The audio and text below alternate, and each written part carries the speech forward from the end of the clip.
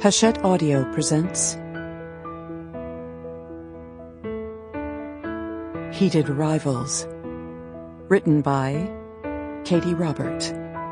Read by Charlotte North.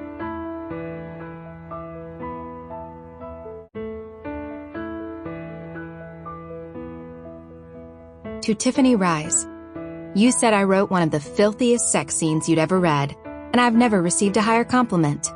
This one's all yours. Chapter 1. She wasn't here.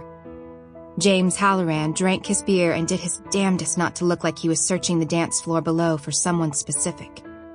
Just like he hadn't shown up here 5 nights a week for the last 4 months, even though he was needed elsewhere. With his old man in the slammer and his little brother causing more problems than he fixed, all of James's attention should have been on getting his people back onto stable ground. Instead, he couldn't get her out of his head. Carrigan O'Malley. He didn't know what he would say to her if he did see her. Apologize?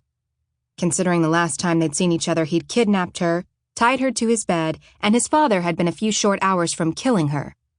Yeah, there wasn't a fucking Hallmark card that covered that. He scanned the club again, this time telling himself he was looking for potential enemies. The ruling families of the underground might technically be at peace, but that didn't mean he wanted to come face to face with one of the O'Malley men.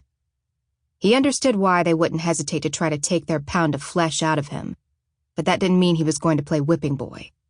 They all had their roles to play: Sheridan, O'Malley, and Halloran. He couldn't have changed things even if he wanted to.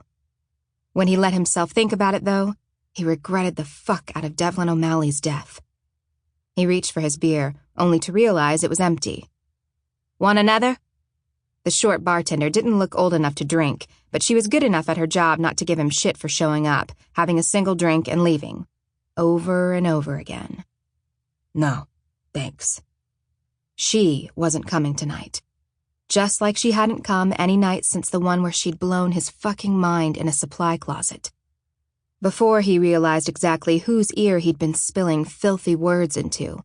Before she said her name and everything changed. Before he made the decision that labeled him just as cold a bastard as his old man. Carrigan O'Malley. The daughter of the enemy. The one woman he sure as hell needed to keep his hands off.